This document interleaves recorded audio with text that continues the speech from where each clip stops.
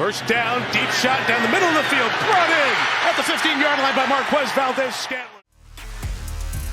You are listening to KC Sports Network, the #1 podcast network for today's Kansas City sports fans. With former players from your favorite teams, informed perspectives, and former insiders, this is the place for you. KC Sports Network is proudly presented by Emprise Bank, your partner in possible. What's up, Chiefs Kingdom? This is KCSN Update. I'm BJ Kissel, and this is your daily dose of Chiefs news and updates from us here at KC Sports Network. We appreciate you for spending part of your day with us, whether you're watching on YouTube or whether you're listening to the podcast afterwards, whether it's on Apple, Spotify, whatever it is. We appreciate if you go ahead and follow us, give us that 5-star rating and review. We'd appreciate it. If you're watching on YouTube, go ahead, like and subscribe and drop some comments down in the comment section. We'll react to those in future episodes. It's Wednesday, and normally we are joined by YouTube legend Brett Coleman, but Brett is a little under the weather right now, and we're wishing him the best. Hopefully he feels better soon. I know there's a lot of stuff going around all over the country, depending upon where you live, but hopefully Brett is feeling better soon and he'll join us next week. But don't worry, because we have got another special guest who is going to fill in for Brett, and that is Chiefs legend and content creator Ryan Tracy, and special guest with my daughter joining us here for anybody watching on YouTube. But we appreciate you all for spending part of your day with us, and we'll get to Ryan here in just 1 second. But before we get to Ryan, a quick word from our friends over at DraftKings. The NFL action is in full swing at DraftKings Sportsbook, an official sports betting partner of the NFL. We're talking touchdowns, big plays, and even bigger wins. New customers can bet just $5 on any NFL team to win and get $200 in free bets if they do.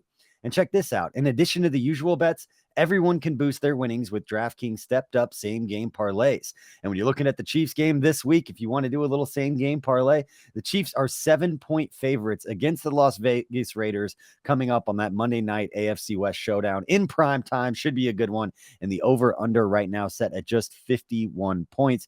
And if you think that what we saw against the Tampa Bay Buccaneers is a sign of things to come for the Chiefs offense, like I do, because I like positive things, positive thinking, then it's fair to say that the Raiders defense is not on the same level as the Tampa Bay Buccaneers. But as we've seen so far in the NFL, any given Sunday, anything can happen. So expecting it to be a good one. It always is between the Chiefs and Raiders, and the Raiders have a lot to play for. They do not want to keep digging themselves into a deeper hole that they've gotten themselves into at 1-3 to start the season. But for DraftKings, to make things even sweeter, you can throw down on stepped up same game parlays once per game day all season long. So download the DraftKings Sportsbook app now and use promo code KCSN to get $200 in free bets if your team wins when you place a $5 bet on any football game. That's code KCSN only at DraftKings Sportsbook, an official sports betting partner of the NFL. Minimum age and eligibility restrictions apply. See show notes for details. All right, Chiefs Kingdom, and now it is time to get going with Ryan Tracy from, let me see if I get this right, Ryan. Locked On Chiefs, Locked On NFL, RGR Football, and the Athletic Matrix, the consulting stuff that you do. You do a lot of stuff, so if I missed anything, please fill in the gaps. Hey, if you don't want to talk Chiefs, I just started NFL 33 for all the trend building, draft prep, the whole 9 yards. All right. I love it. I love it. Well, if you're watching this on YouTube, you probably already know who Ryan is. He's been creating great Chiefs content for a very long time. Excited to have him step in for Brett Coleman, the YouTube legend Brett Coleman, who's a little under the weather right now. So we appreciate Ryan. And Ryan, you and I have talked, and finally glad that we were able to sit down and our schedules align and we can sit here and talk a little Chiefs football on this Wednesday morning. Yeah, thanks for having me. And shout out to Brett, one of the first guys that I interviewed when I came to YouTube. So he's an old dog, that's for sure. He knows his stuff. I learn something every time I talk to that guy. Love having him on every week, but I'm excited about this episode, excited about what there is to talk about with the Chiefs. A lot more fun this week than it was last week. I know you're probably the same as far as the content that you create over there. But excited. And the first thing I want to ask you about, Ryan, just kind of like bigger picture with what we've seen through the first, you say, quarter of the season.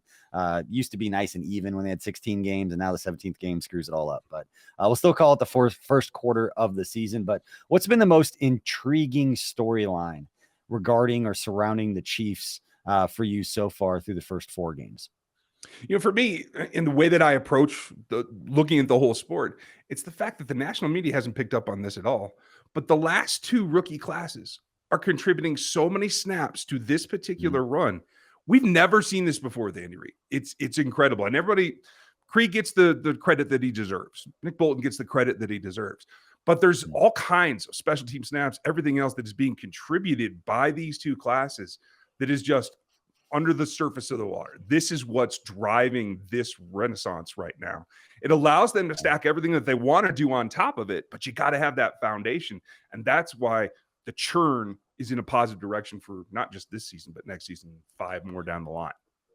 Yeah, I think, and you make a great point. And we talked about it a little bit coming out of the draft, and I think after maybe week 2, because it was weird because we expected Sky Moore to be on the field more, Isaiah Pacheco to be on the field more, based on a lot of what was said coming out of training camp. But you look back, and I think it was the 2015 draft class, and I remember this because I talked to Kiana Martin, who's now with MLB Network, who is intern at the Chiefs at the time, and I had that. Poor girl did a research project that is probably, there's some algorithms or some ways to do it now. It's a lot easier. We did it by hand, but I had her chart every snap played by every drafted rookie in the NFL every week. And because it was kind of like, hoping that at the end of it, it gave you the stat that you wanted, that it wasn't like, oh, you're right in the middle of the NFL. But it was charting every snap played by the rookies, and that therefore the majority of the season, I think they finished in like the top 3. But snaps played back in 2015. But that was the Mitch Morse, Chris Conley, Ramik Wilson, DJ Alexander, James O'Shaughnessy. Those guys were on the field, but it's a different scenario now because this is a team that's a Super Bowl favorite. This is a team that completely reloaded with young guys that are now stepping in and contributing in a huge way. And I talked about on the last couple of KCSN updates about how important that Tampa Bay game was for those young rookies to go into that environment and play against Tom Brady and see him on the other side of the field, prime time game, the whole world watching, coming off a bad loss where there's a lot of pressure, there's more kind of weight on your shoulders. And for those guys to step up and play well meant everything. By the time we get to the end of the year, they have so much experience that you're like, they're not rookies anymore. They've played so much. Well, it's because of games like Sunday night. Who of all the rookies who have been in, the fact that this is all happening without Trent McDuffie and we're talking about the rookie class in this way is amazing. But who's been the most surprising rookie to you so far, as compared to what you're, I guess, relative to the expectations you had for each of the guys? I was really high on him in terms of being a draftable grade. Very few people around the NFL universe thought that Jalen Watson should be drafted. It was me and Rob Rang and maybe one or two and they took him right about where I had him. I thought he was a mid to late day 3 guy.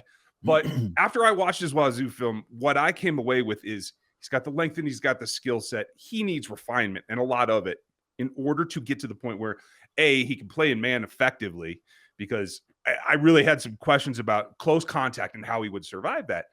He's made so many jumps. I mean, even the fans can see it as well. Just if you look since training camp, Josh Williams was the guy, right? Of the rookie class, here's the guy making all the noise. Well, Jalen's made steady progress, and he's just going to keep grinding away. And like you said, when Trent's not even out there yet, and for those who've never met me before, if you want to talk about UW DBs coming in the league, I'm your guy. But that's just the way that it has to go. Now that you have, L'Jarius is still young. We'll talk second contract when we have to.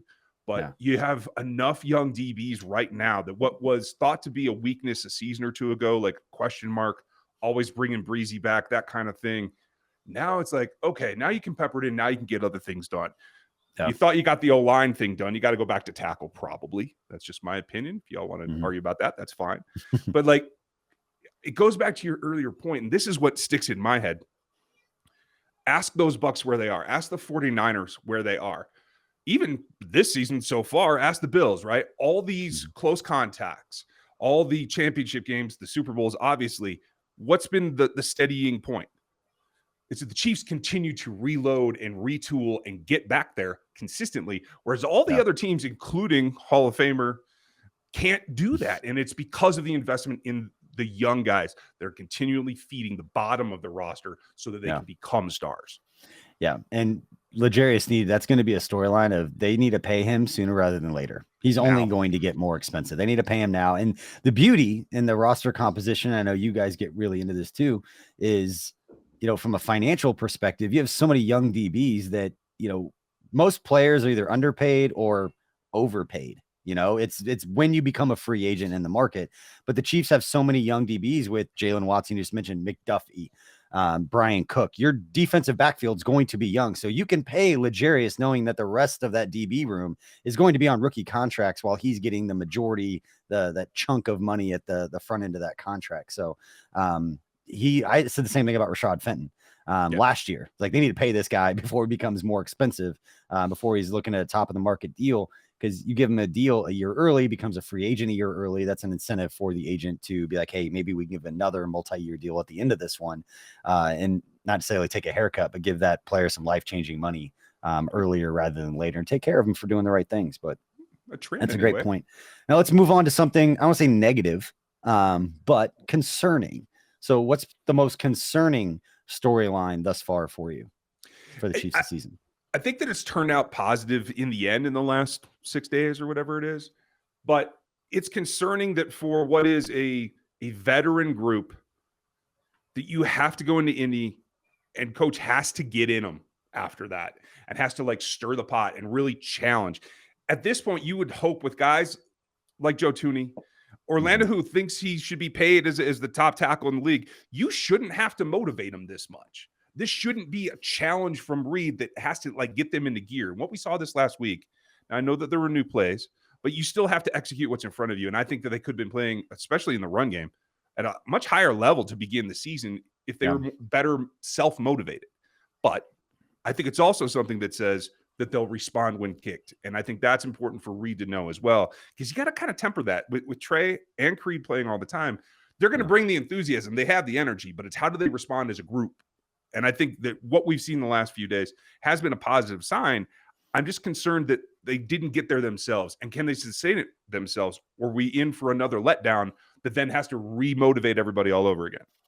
Yeah, that's a good point. And you touched on one of the ones that's mine, and it's just Orlando Brown. And not necessarily his play. Nate Taylor has said he's playing through some stuff. He's playing through the knee injury that's hampering him a lot more than people think. But for a player that really bet on himself, we said going into the Chargers game that, he bet on himself for a game like that, going up against Khalil Mack, going up against Joey Bosa, who now is injured. God, the Chargers. Again, every time, like, it's not even funny anymore. Like, it was funny 3 years ago when it was a thing about they always get hurt. And now Chargers it's like, holy cow. Now, right? Yeah, like they're chargering. And that just means every Pro Bowler on that team is going to be injured by the time the season is done. Rashawn Slater, one of the best young tackles in the game, like crazy. But yeah, I think, Orlando Brown continuing to play through, how long is that injury going to bother him to where he either has to almost jump off sides or, move early to catch some of those speed rushers, or, he's just had some bad plays. And for a player that bet on himself to get that top end of the deal, that's not a great look so far. And the other one for me, and it's pretty premature for this, but the wide receivers, we haven't seen, anybody outside of Kelsey really step up and have that like game-changing game. We've seen Juju make some huge plays. We saw it against the Bucs, some high leverage plays. He on third down across the middle, those intermediate routes, his physicality, all of that. But to see him just go out and take over a game like what we did see with Tyreek, and not to keep bringing Tyreek into it, but that explosive, that dominant performance from a receiver. And then with MVS, drops were a thing. Every Chiefs fan was warned that drops were a thing. And then we saw it against the Bucs. Didn't come back to bite them, but they play a close game against the Bills or late in the season in a big moment. Those key third downs are what you need your second and third wide receivers to just make the 2 or 3 key third down catches. And I wouldn't say I'm 100% comfortable right now with the ball going to MVS in those situations, just to make sure that if you throw it right to his chest, he struggled with it, but you throw it above his head and behind him a little bit, and he has to extend, like he'll go up and make a play. This is MVS. I mean, let's be real for the fan base. This wide receiver core, I think, is better overall 1 to 5 or 1 to 6 than we've seen the last couple of seasons in terms of overall quality. But they're human. There is no robot hill anymore. Like, it's not going to always come up that way. There's going to be challenges. I actually feel pretty good about it, because I think positive reinforcement, particularly from Mahomes, has an ability to change some of that. And we've seen other players raise their game simply because they're on the field with him. And I think when he's making spin moves and dump stuff off to Clyde and stuff. I mean, that only is going to motivate them, right? I feel like there's one shark fin sticking out, but there's a whole school of sharks underneath the water that is ready to come out. And I just think they have to put it all together. I'm really intrigued because McColl's hurt. And I think a lot of folks forget that too. Like a heel contusion like that, it's hard to get any power generated off of that foot. I think that's playing into his play as well. But what Sky's been peppered in so far, like you said, we expected more when we saw training camp and OTAs. I think that especially is a shark underneath the water because that kid's going to go off when they decide to unveil him. I can't say that they're holding him back purposely. I think the package is probably pretty small right now as he learns the offense. No. But when he gets there, it's going to click. I don't know if it's week 6 or week 13, but it's going to click, and then it's going to be on. Yeah, I'll talk out both sides of my mouth because I like that they're bringing him along slow. And I think you talk to any receiver that gets to that offense. And I think Juju made the comment. I think there was a quote I saw that said, I learned more about offense since I've been with Andy Reid than I did in 5 years with Pittsburgh. And it's because Andy Reid, the best way I can explain it without knowing all the X's and O's is they don't call plays. They don't call routes. They call concepts. And when these receivers go to line up, they don't know what they're doing. They don't know what route they're running until they get out and they read the defense. And every receiver, every running back, and Mahomes all have to read it the same way without communicating once they're lined up. Yeah. And so when guys run, when something looks completely off, it's not anyone did the wrong thing. They just all read it differently. And so that's really difficult for a receiver that's used to, hey, I call a play, I'm going to go run a corner route, or I'm going to go do this. Just make sure I get my depth, make sure my routes, I get to the top of my stem, all of those things that are going through their head. Now it's all of that with bigger, faster guys that they're going against, but also having to read things in a way they haven't done before.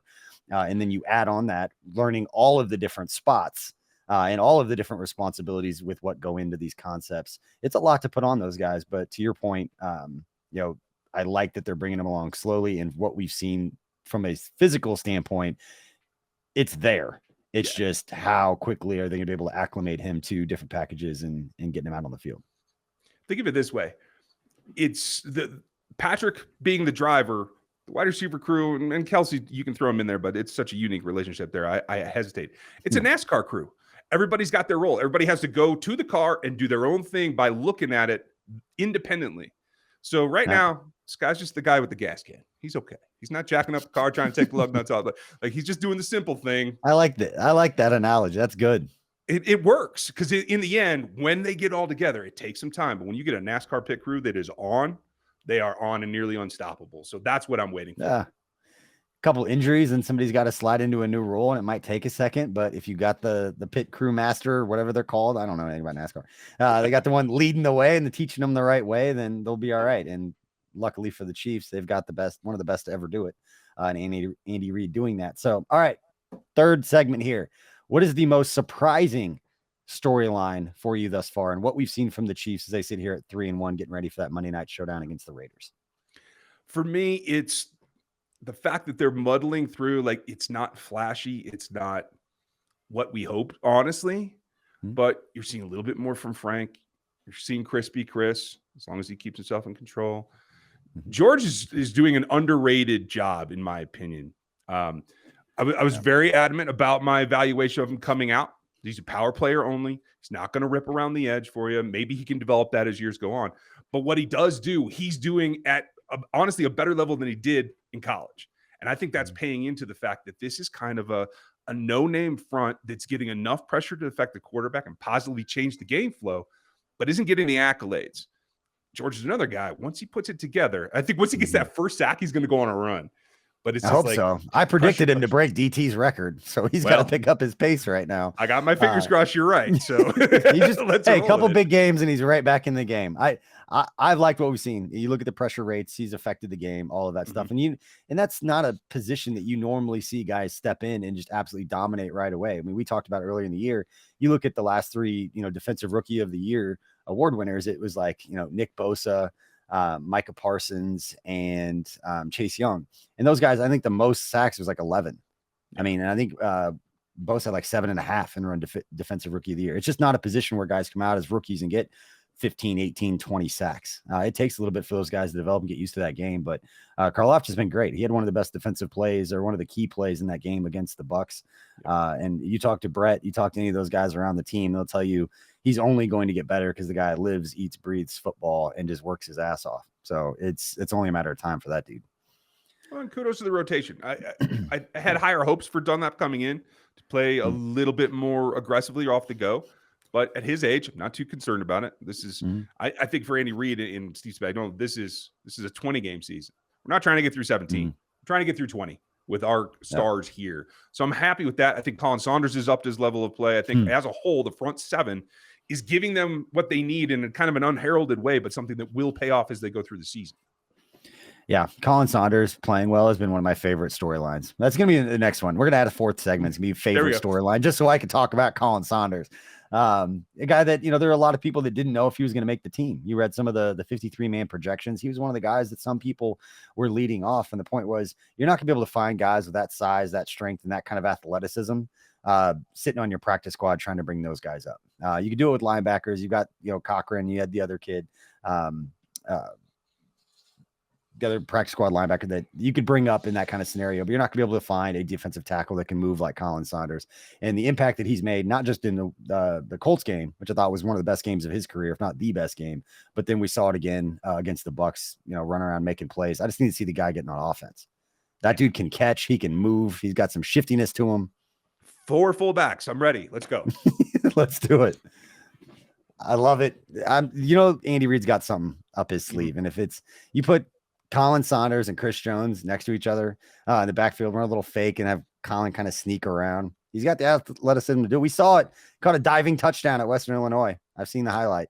I have too. I'm calling it Jumbo Scarlet Night package with Pacheco and Mike in the back. Like, I want a full backfield. I love it. All right. Before I let you go, what is your favorite storyline of the season thus far? My favorite is that I think what the fans are seeing is not quite what I'm seeing, but the hype's real. This team is, honestly, they're exactly where I had them projected through 4 games. I think they're in better shape to win more in the second 4. And 14 wins is well within striking distance. This is a team that can go back to the championship game. And whatever that play game turns into, this time they have a chance to actually go back to the Super Bowl. So that's what I'm looking for. All right. I love it. Ryan, before we say goodbye to everybody that's listening and watching, where can they find their stuff and what do you got coming up that people can tune into? I have a ton. The NFL draft show is starting to really pick up speed on Locked On. I do that in Locked On Chiefs every day, as you see. RGR football is rolling. But the big one, the one that I'm most excited about, is because I'm rolling Rogue Analytics into NFL 33, where we talk not just draft metrics, but draft process, how team building goes on, the cap, the whole 9 yards. If you want something that shows you a view of the league, NFL33.com is the spot. All right. Love it. Ryan Tracy, man, appreciate you for joining us. Appreciate everybody for watching on YouTube or listening to the podcast here on this episode of KCSN Update. We know there's a lot of great places to get your Chiefs content. We appreciate KC Sports Network being one of those places you stop to get it. Make sure to like and subscribe and follow, review, all those good things. We appreciate all your support. We'll see you all next time.